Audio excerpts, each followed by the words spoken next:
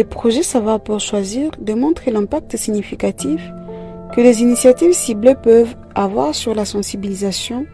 et l'amélioration des droits reproductifs en République démocratique du Congo. À travers des activités mises en œuvre, nous observons une prise de conscience accrue parmi les jeunes, les femmes et les leaders communautaires sur le protocole de Maputo et les droits liés à la santé sexuelle et reproductive, y compris l'accès à l'avortement sécurisé. Le dialogue communautaire a rassemblé les leaders locaux et les cadres de base des zones touchées par le déplacement interne.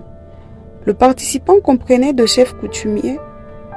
de chefs religieux, des chefs de quartier et d'autres leaders d'opinion influents dans la communauté.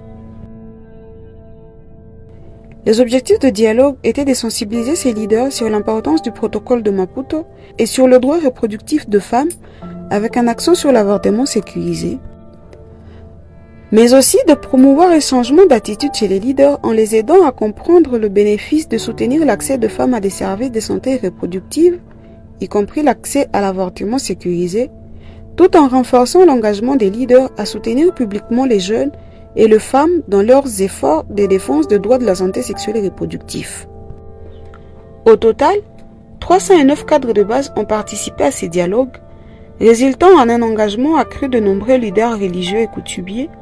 à promouvoir l'accès aux services de santé reproductive dans leur communauté. Le dialogue a permis de réduire considérablement la stigmatisation liée à l'avortement dans les camps de déplacés internes et dans les 3 zones de santé ciblées par le projet.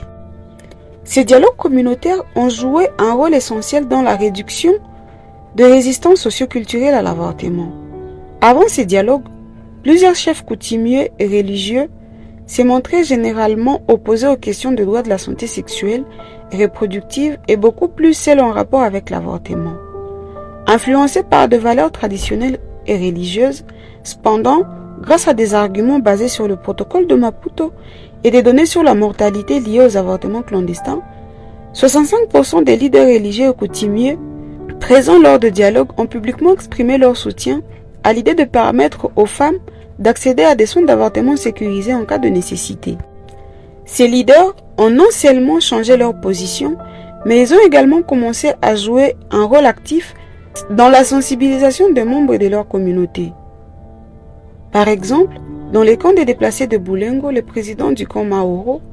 a organisé des séances de sensibilisation avec les femmes du camp, expliquant pourquoi l'avortement sécurisé devait être considéré comme un droit et un soin de santé crucial. Cela a conduit à une augmentation de 50% du nombre de femmes cherchant des informations sur les services de santé reproductive, selon les statistiques de la clinique mobile placée par iPass dans ces camps.